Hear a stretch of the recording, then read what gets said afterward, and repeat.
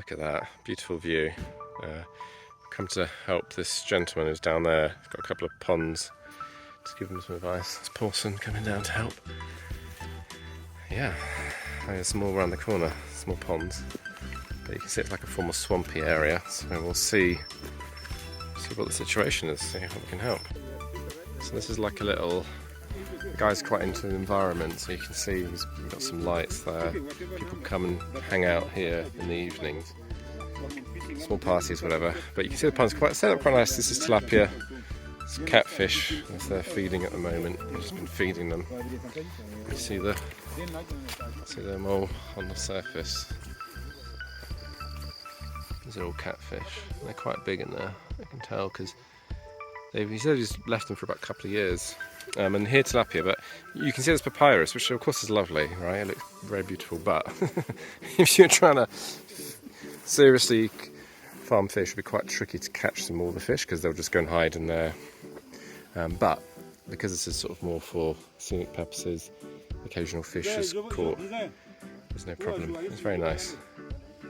I've just come in to, well, I came in to help actually, but then they sort of took off without me. It's the harvest, but like I say, oh look, saw a fish jump. There we go, this one just jumped in front. Just the see if I can wrap the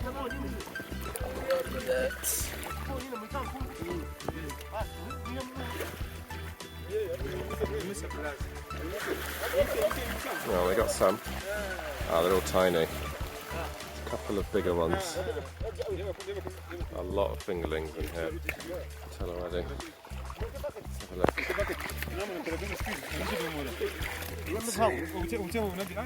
Yeah, lots of fingerlings.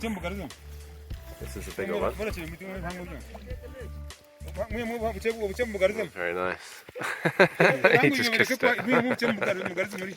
Very cute. You can see that this is the female. This is the. She's got eggs in her mouth. You see? You can see her there. So we're going to put her in here. That's how she keeps her eggs safe. This is the catfish harvest. It's quite tricky because there's some water banks, rocks in the middle. So of course we're worried about the.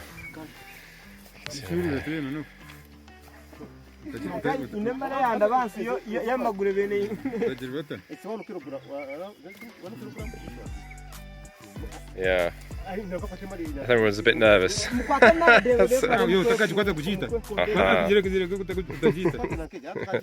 to hold. There we go. Yeah, right, well done. They're hard to hold, eh?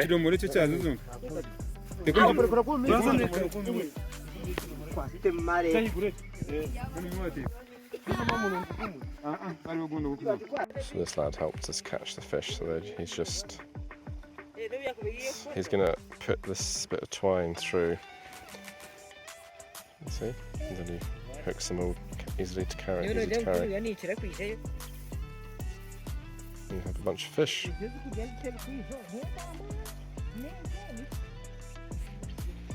Hook them all through, and then you're sorted. Right. It's our net. We're up there. No, not dead yet. So these are some of the fish. He wants to put them in here, just like this little holding pen. So when he has got visitors at his restaurant, he can quickly go and get them. And create this little sprinkler system just to provide a bit of oxygen. Which is not bad. Very clever. We wouldn't keep them in there for long, but we can get about 60 fish, we reckon. This is the biggest one, I think. We're just going to stick him back. There we go. Happy as can be. Another one. 20, 21.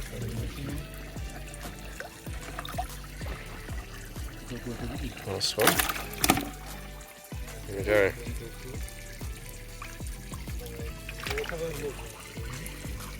Any more?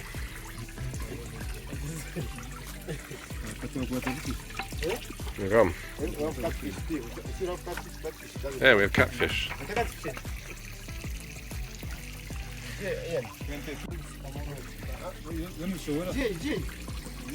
These are the catfish. Big beasts that they are. Let's just get them out, they'll come out. These aren't so sensitive, so they don't need to acclimatise the water as much. There you go. Okay.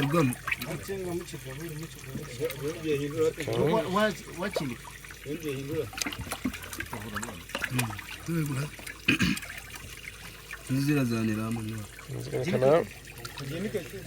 There we go, there we go. There's three.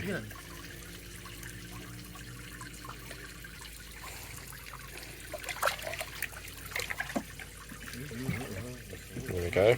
It's coming now. We'll come backwards. There we go, there's another one.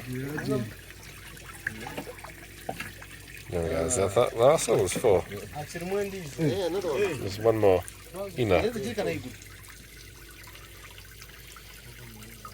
Is it coming? Anyway.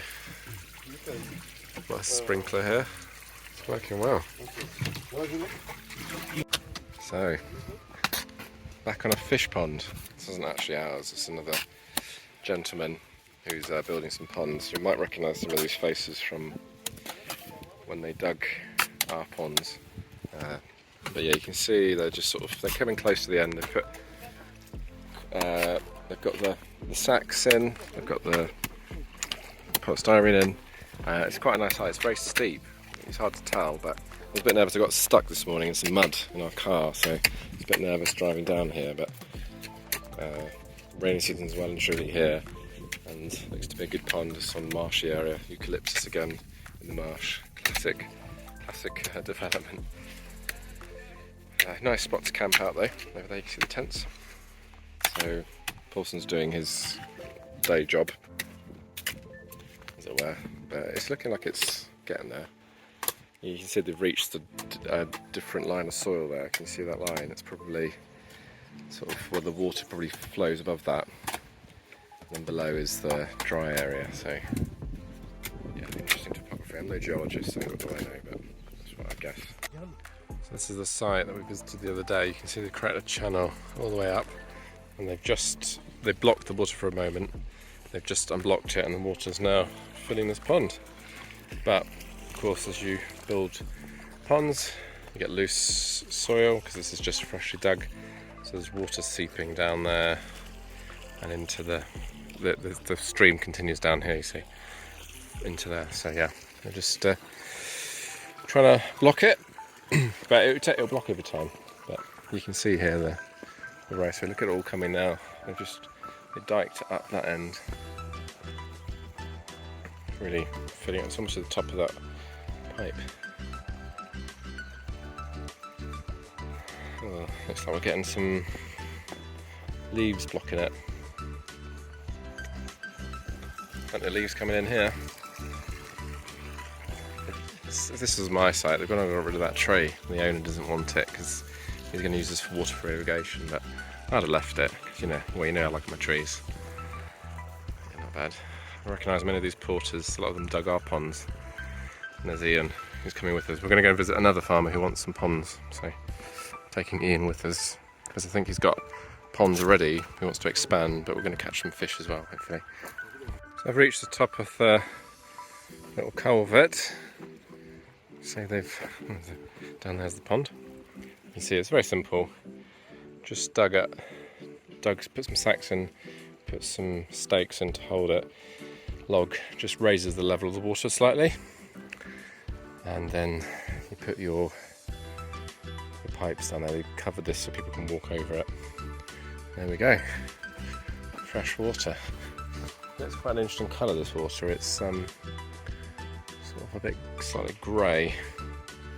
Not quite sure why.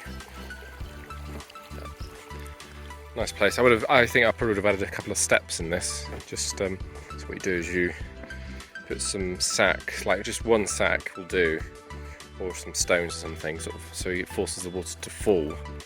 Because the reason you do that, then you get a bit more oxygen in your water. Because obviously that movement sort of keeps aeration going. So just more oxygen you have in your ponds, the better your fish do. Yeah, it's pretty cool. Nice site, nice seeing another fish pond. And I think these people actually, I think they need about 3,000 fingerlings or so. I think they're wanting to buy from us our fingerlings, so just need to get producing. We've been selling fingerlings fairly regularly since we got fingerlings. We sold 600 this week, so we're running out of fingerlings. We've got to keep them producing, and we'll have the fingerlings we need to sell. With Pauson, I think he's probably sorting out his contract with he's about to finish. This is one of the porters, and so he will. There's a nice bird there. He will set a set price for digging the pond. Of course, some of that is expensive, so he's just looking through the books, I reckon, to pay him. But yeah, not a bad site, and they've done quite well. The rains have come now, so they've just finished just in time, really, because you don't want to be digging when it's really torrential rain. It stops you digging, actually, and then you've got to wait around for the mud to dry.